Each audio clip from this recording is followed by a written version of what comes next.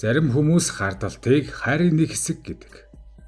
Хэрэв чи хизээж хардаж үзээгүй бол үнэхээр хайрлаж байсан хэсэг чинь эргэлзээтэй байж магадгүй гэж ярьдаг. Гэхдээ заримдаа хардалт гэдэг зүйл зүгээр нэг хэрүүл маргаан эсвэл бие үл тоох байдлаар дуустдаггүй. Заримдаа бүр үхэлд хүргэдэг.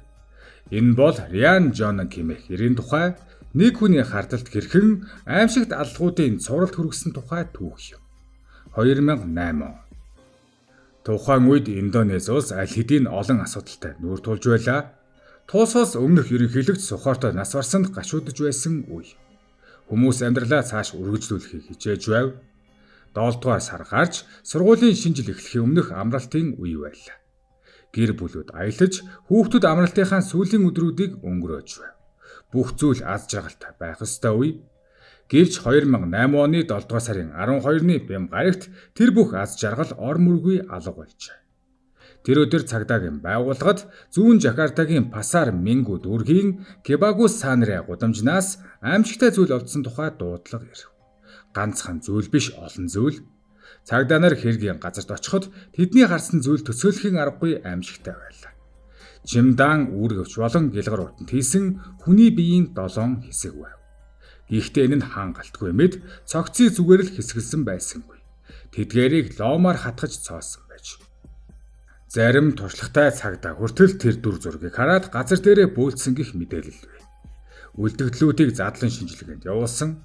Аз олоход ДНХ шинжилгээгээр хохирогчийн хэн болохыг тогтоож чадсан байна. Тэр бол Хари Сантосо гэх эрэгтэй. 40 орчим насны борлуулалтын менежер хийдэг жирийн амьдралаа залгуулж явсан нэг. Цагдаа нар тэр даруй Харигийн гэр бүлийнхэнд холбоо барьж түүний алга болохоос өмнөх сүүлийн өдрийг нь мөрдөж эхлэв. Хин нэгэнтэй муудалцсан байсан уу? Цэцэгтэй зүйлд холбогдсон байсан уу? Яагаад хин нэгэн түүнд ингэж хэрцгийгээр хандах болов? Эхэндээ хариулт тун цөөн байлаа. Гэвч удалгүй мөрдөн байцаагчид нэгэн чухал сэжүр олжээ. Тэд Харигийн алга болсон эд зүйлс болох банкны карт, гар утас болон бусад эд зүйлсийг мөрдөж эхэлсэн байна. Тэгээд Харигийн данснаас 6 сая рупи ATM-ээр гаргасан болохыг олж мэджээ. Цагдаа нар ATM-ийн хяналтын камерын бичлэгийг шалгахад мөнгө авч байгаа эрэгтэй тодорхой харагдав. Түүний нэрийг Новал гэдэг байж. Цагдаа нар Новалыг хурдан олж баривчлан байцаав. Эхэндээ Новал юу ч мэдэхгүй гэж мэдүүлсэн байна. Гэвч олон цаг үргэлжилсэн байцаалтын дараа тэр эцэст нь бууж өгчээ. Ингээд өөр нэгэн нэр гарч ирв. Тэр бол Вэри Хэнш. Эсвэл тун удалгүй хүн бүрийн мэдэх болсон нэрээр нь Рион. Рионыг анхны биеийн хэсгүүд олдсноос ердөө 3 хоногийн дараа буюу 2008 оны 7 дугаар сарын 15-нд баривчилжээ. Түүнийг Жакартагийн зүүн хэсэгт орших дагуул хот болох Ист Депок дахь орон сууцны хотхонд баривчилсан байна. Эхэндээ цагдаа нар за бид алуурчныг барьчихлаа, энэ л хэрэг байна, ганцхан аллах гэж боджээ. Гэвч мөрдөн шалгалтаа гүнзгийрэх тусам нэг зүйл тэдний сэтгэлийг зовоож эхэлсэн байна. Харигийн цогцыг шалгахад зүсэгдсэн хэсгүүд нь хитрхи цэвэрхэн, хитрхи нарийн байж. Үүнийг хийсэн хүн яг юу хийж байгаагаа мэддэг мэд. Энэ бол уур хилэнгийн төр зургийн тесрэлтээр хүн алсан хүний үйлдэл шиг харагдсангүй. Харин өмнө нь ийм зүйл хийж байсан хүний гарын үсэг мэт байв. Тиймээс цагдаа нар Рионыг дахин байцаалтанд оруулжээ. Энэ удаа тэд илүү хатуу шахсан байна. Рион байцаалтын үеэр бараг хитрхи хөвгөлтэй мэт байж. Заримдаа инээж, заримдаа инээмсэглэж байсан нь саяхан нэг хүний хөнөөж цогцыг нь хэсэглэн чимдаанд хийсэн хүн гэхэд үнэхээр жихүүдэс хүргэн байв. Олон цаг үргэлжилсэн тасралтгүй байцаалтын эцэст тэр эцэст нь хэрэгээ хүлээж. Энэ нь түүний анхны аллах байгаагүй бүр ойрхонч биш. Тэрээр өөр 6 хүнийг алж цогцыг нь хэсгэлсэн гэдгээ хүлээсэн байна. Цагдаа нарч алмаарсан ийм олон хүн алга болчиход байхад яагаад хинч анзаараагүй юм бэ? Яагаад ямар ч холбоо олдоогүй юм бэ? Яагаад хинч төгшүүрийн дохио өгсөнгүй вэ? Цагдаа нар тэр даруй сэжигтэн Рионы аавынх нь гэрлүү баг илгээжээ. Тэндээс олсон зүйл нь хинэж төсөөлснөөс хавьгүй аимшигтай байв. Арын хашаанд бууссан байсан. 6 ч биш 11 цогцос. 11 хүний амийг чимээгүйхэн тасалж хог шиг газарт буулсан байлаа. Индонез даяар энэ мэдээ тархахад улс орон тэр чигтээ цожирдчихэ. Хэрэгтэй холбоотой гарч ирж буй нарийн ширийн зүйлс маш аимшигтай байсан тул зарим мэдээний хөтлөгчд хүртэл гарчиг уншихтаа хэцүү байсан гэх мэдээлэл байдаг. Алга болсон хүмүүсийн гэр бүлүүд сандарч эхлэв. Миний ах тэдний нэг нь байсан юм биш үз. Миний охин энэ хүнтэй таарлцсан юм биш үз. Тэгвэл алуурчин Рян гэж хэн байсан бэ? Түүний бүтэн нэрийг Вэри Идам Хинян Ша гэдэг байсан бөгөөд хэвлэл мэдээллийн хэрэгслүүд түүнийг Рян Жонан хэмээн нэрлэж байв. Тэрээр 1978 оны 2 дугаар сарын 1-нд зүүн Явагийн Жонан хотын хөдөө орон нутагт төржээ. Гаднаас нь харахад түүний гэр бүл жирийн нэгэн айл байв. Хөршүүтэйгээ орхон амьдардаг, амьдралаа залгуулахын төлөө хичээдэг даруухан гэр бүл. Гэвч гэрийнхэн доторх амьдрал огт өөр байлаа. Рян хүчирхийлэлтэй орчинд өссөн байна. Түүний ээж Касятун маш түрмгий зантай нэгэн байж, тэр нөхөртөөгөө маргалдах болондоо уур бухимдлаа бяцхан Рян дээр гаргадаг байв. Түүнийг алгадаж, түлхэж, гэр бүл тохиолдсон бүх муу зүйлийн бурууг түүнд тохно. Нэг удаа ээж нь Ряныг маш хүчтэй түлхснээс тэр толгоогоороо тавилга мөргөж байж. Хүүхдийн гаргаж болох өчүүхэн жижиг алдаа хүртэл түүний ээж уучлж боломгүй зүйл мэд хүлээн авдаг байв. Энэ бүх уур хилэн үзэн ядалт Ряны дотор аажмаар хоригдлогджээ. Тэр эцэст нь бүх эмэгтэйчүүд ийм байдаг юм болов, бүх эмэгтэйчүүд хэрцгий юм болов гэж бодож эхэлсэн байна. Энэ гажуудсан итгэл үнэмшлэн хожим түүний хэн болохыг тодорхойлоход маш их нөлөөлжээ. 1995 он руу буцацгаая. Ряныг дунд сургуульд байх үед бүх зүйл бүр харанхуй болж эхлэв. Нэг өдөр ээжтэй маш хэрцгийгээр зодоосны дараа Рян тисхэ болжээ. Тэр тайвнаар босож галтгоор алхав. Тэгээд худаг авч өөрийн төрсөн ээжийг гэр дотор хөөжээ. Ээж нь айсандаа хөршийнхөн гэрт нуугдан уйлж байж арай гэж аврагдсан байна. Гэхдээ тэр үед учирсан сэтгэлийн гэмтэл аль хэдийн гүнзгий болсон байлаа. Тэр жил Ряныг ээж нь эмнэлэгт 2-7 хоног хэвтүүлсэн. Ээжийнх нь хэлснээр тэр хугацаанд хүүгийнхэн хажууд байнга байсан байна. Гэвч тэр 2-7 хоногийн хугацаанд яг юу болсон тодорхойгүй ч Рян эмнэлгээс гараад өмнөхөөс огт өөр хүн болж. Тэр илүү намуухан ярьдаг, дотогшоо бүрэг болсон байна. Эрэгтэй хүүхдүүдтэй ярилцахыг илүүд үзэж, эрэгтэй сувлагч нартай инээлдэж хөөрдөг болж. Харин ээжээсээ бүр их зайлсхийдэг болсон байна. Гэртээ байхдаа ихэвчлэн ганцаараа хувцлаж, гоёж, өөрөө өөртөө тоглодог байв. Сургууль дээрээ Рян даруухан чимээгүй хിവэр байлаа. Тэр охидтой илүү нөхөрлөдөг болов. Тэр бүжиглэх дуртай, гоо сайхны бүтээгдэхүүн хэрэглэх дуртай байж. Мөн түүний цэвэрхэн сайхан хоолой дууны тэмцээнүүдэд шагнал хүртэхэд хүргэж байв. Хүмүүс түүнийг бусдаас арай өөр гэдгийг анзаарч байсан ч тэр бол бидний Рян ухаалаг, ээлдэг, хөдөлмөрч хүүхэд гэж хардаг байж. Гэхдээ түүний дотор ямар нэгэн зүйл аажмаар буцалж байлаа. Өсвөр нас эхлэх үед олон жилийн турш дотроо дарж ирсэн уур хилэн нь улам хүчтэй илэрж эхлэв. Ряны сургуулийн амьдрал тогтворгүй болжээ. Тэр нэг ахлах сургуулиас нөгөөрөө шилжиж эхэлсэн байна. Эхлээд Кабухай, дараа нь өөр нэг сургууль, эцэст нь Жакартад очижээ. Жакарта бол төрсөн нутагтай нь огт адилгүй. Тэнд хүмүүс ихэвчлэн бусдын амьдралд оролцдоггүй. Чи бусдад төвөг учруулахгүй бол ямар хүн байх нь тэдэнд бараг хамаагүй. Рянд энэ нь эргчлөө мэд санагджээ. Хинч түүнийг шүүхгүй хотын гэрэл цоошин ертөнц. Шөнийн клубүүд Рян Жакартагийн гей шүний амьдралын орчинтой танилцаж түүндээ бүрэн татагдсан байна. Тансаг байдал, баян нэрчүүд, үнэтэй амьдрал Рян тэр амьдралыг хүсэж байлаа. Бүр маш их хүсэж байв. Тэр үдэшлэг хэсэж нэг тансаг орон сууцнаас нөгөөд очиж өөрийн боломжоос хавьгүй давсан амьдралаар амьдарч эхэлжээ. Өөрийгөө өөр хүн мэт харагдуулахыг хичээж байлаа.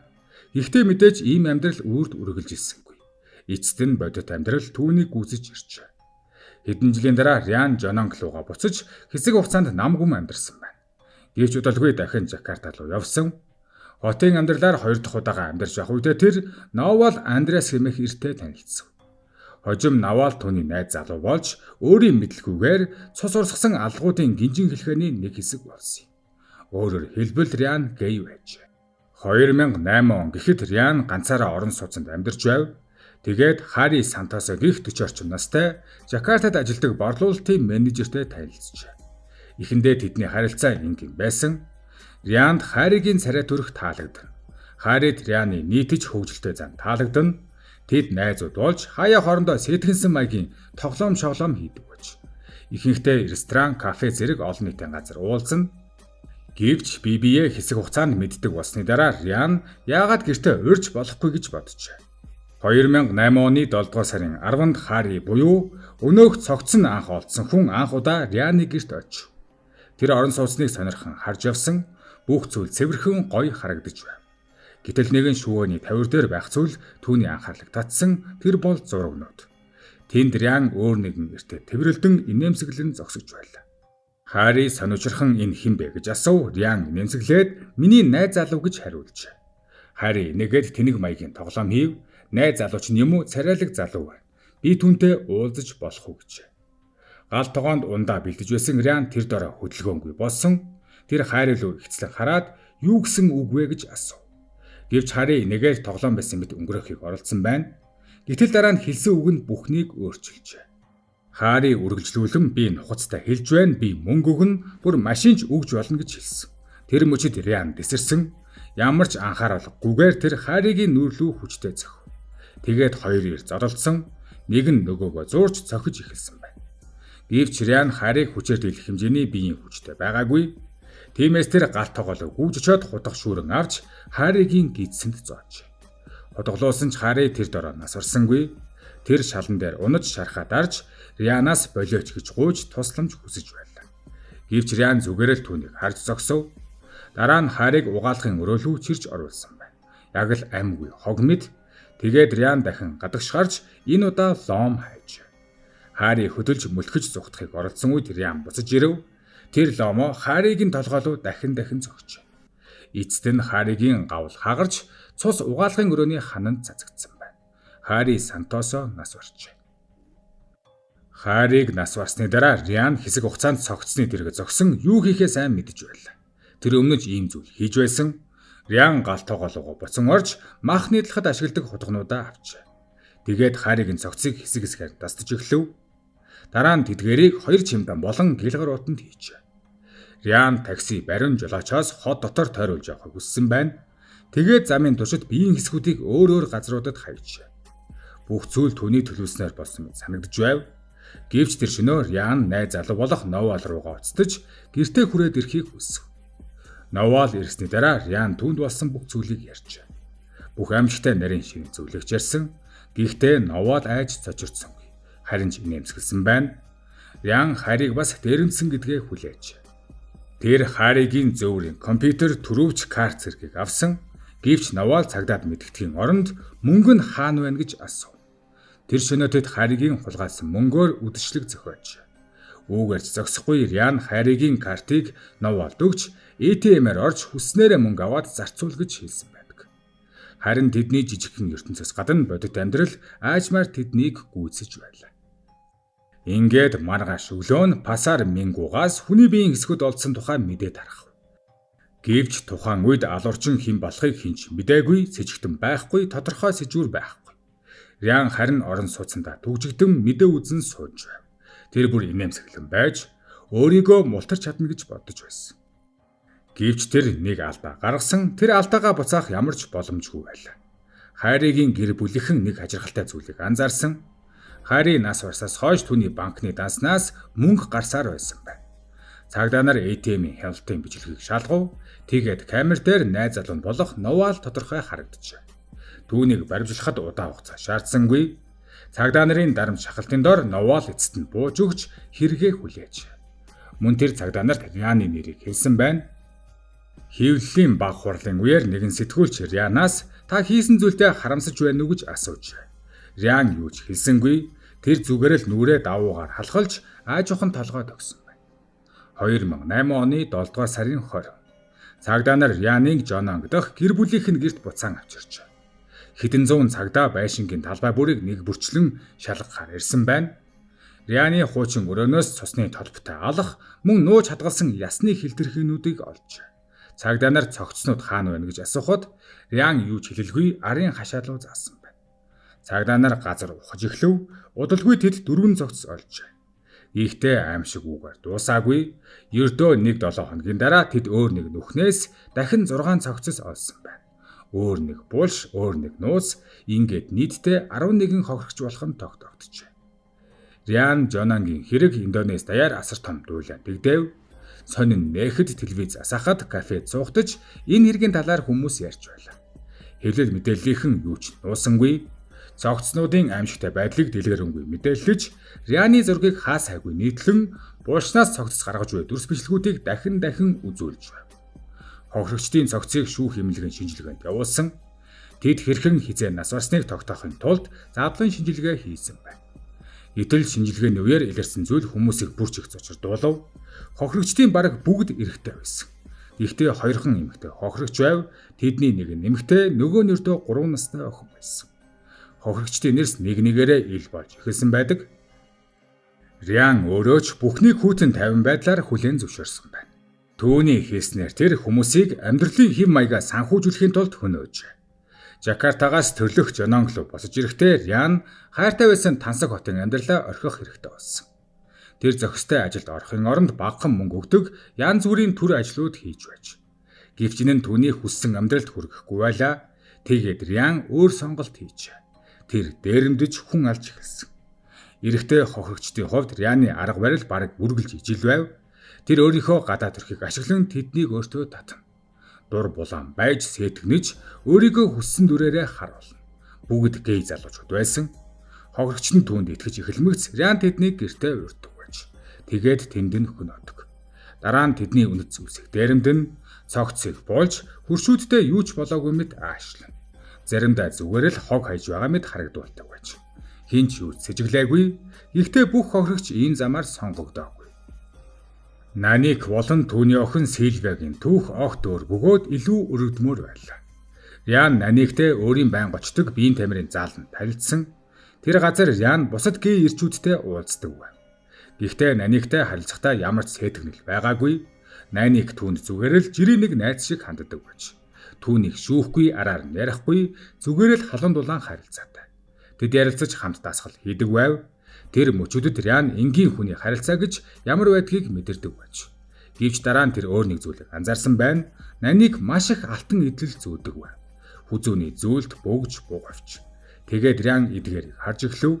Хэрв тэр эдгээр бүх алтан идлийг өөрийн болгож чадвал тэр мөнгөөр юу хийж болох вэ?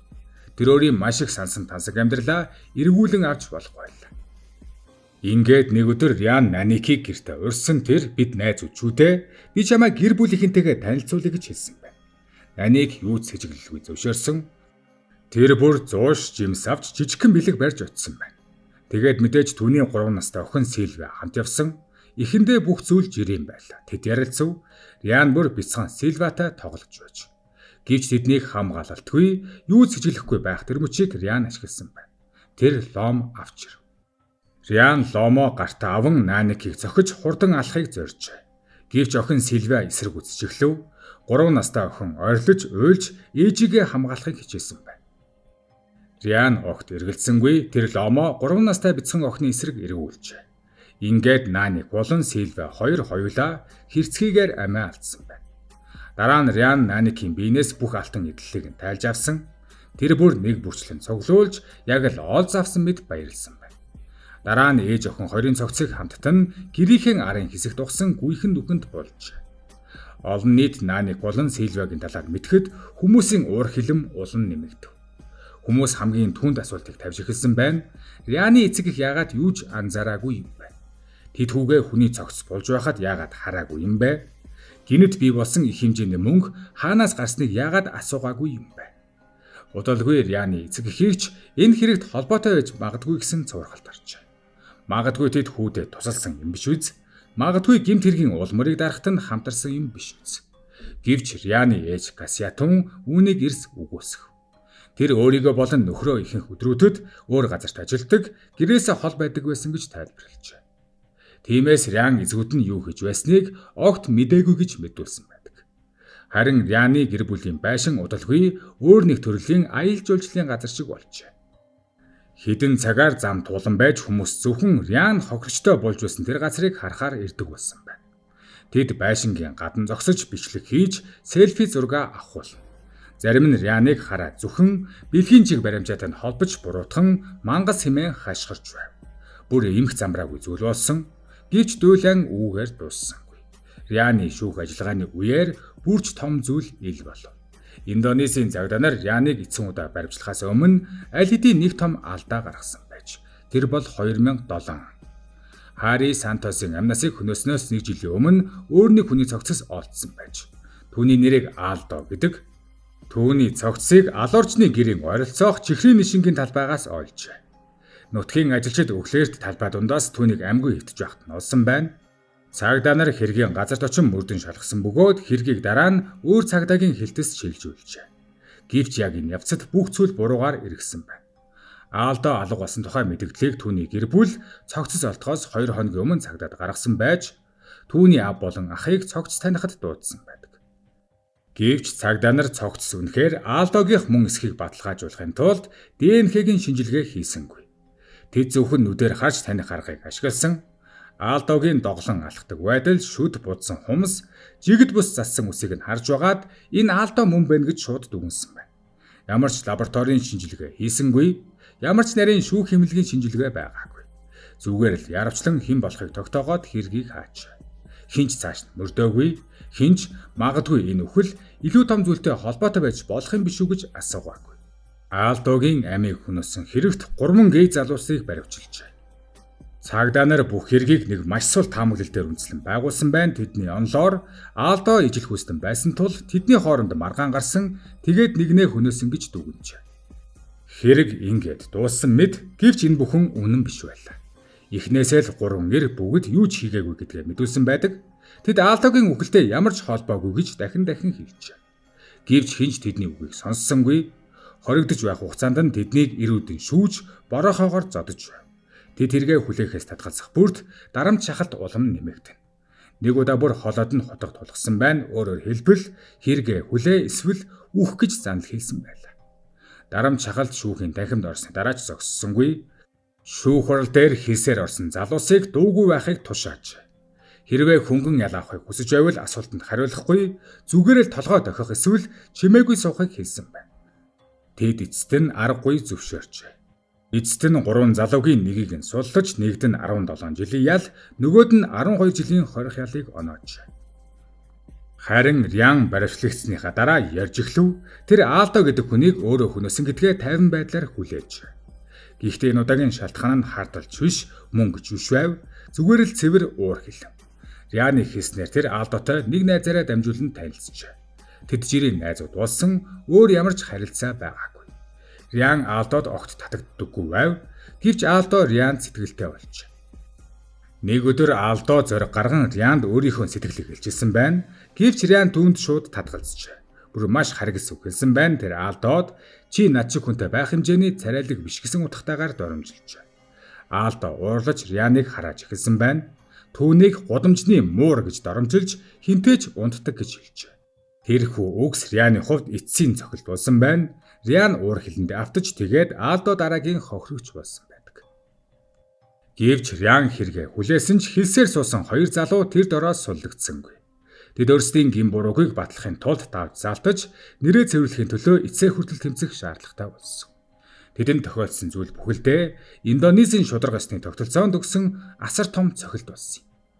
Үндэсний цагдаагийн байгууллагын хэвлэлийн төлөөлөгч хэвлэлд мэдээлэхдээ Ряныг эрүүгийн хуулийн 340-р зүйлээр ялдагдагчаар татна гэж мэдэгдэжээ. Уг зүйл анги нь 20 жилийн хорих ял, бүх насаараа хорих ял, эсвэл цаазаар авах ял оногдуулах боломжтой. Ааллууд 2 өөр газар буюу Жакарта болон зүүн яваад үлдэгдсэн учраас 2 өөр цагдаагийн байгууллага хэргийг мөрдөн шалгах шаардлагатай болсон байна. Шүүхтэр бүтэн жил үргэлжилсэн тэмцлийн эцэст 2009 оны 4-р сарын 6-нд шүүхийн шийдвэр гарсан байна. Цаазаар авах ял.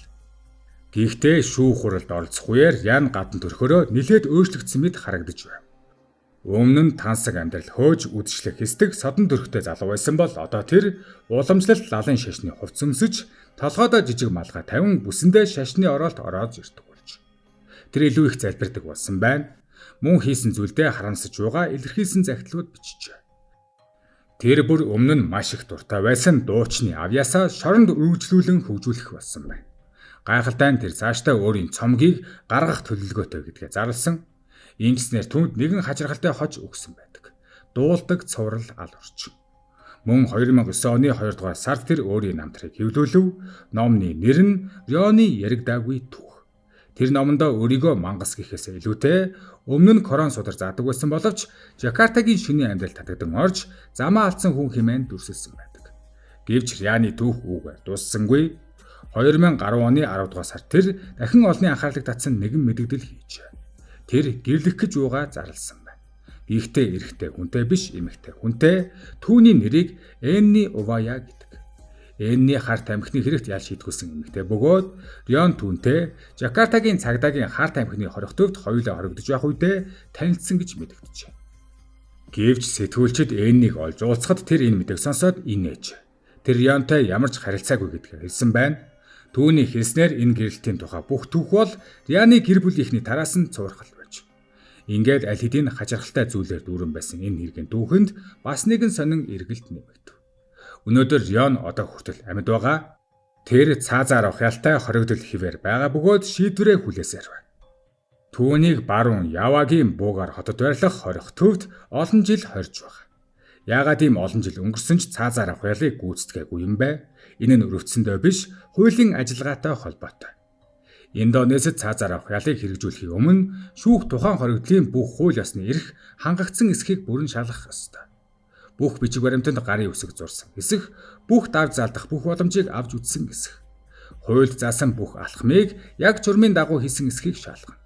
Тиймээс Рян өдөр бүр, жил бүр 20 хороондөө шийдвэрээ хүлээсээр байна. Гэвч түүний нэр мартагдсангүй, хүмүүс одоо ч дуулдаг цоврал алуурчны тухай ярьдаг. Бас хүмүүс түүнийг Индонезийн Жефри Дамар гэж нэрлэдэг ба хөдөө нутгийн жирийн нэгэн хүү хэрхэн Индонезийн түүхэн дэх хамгийн хэрцгий алуурчдын нэг болж хуурсан талаар одоо ч хүмүүс маргалцаар байна.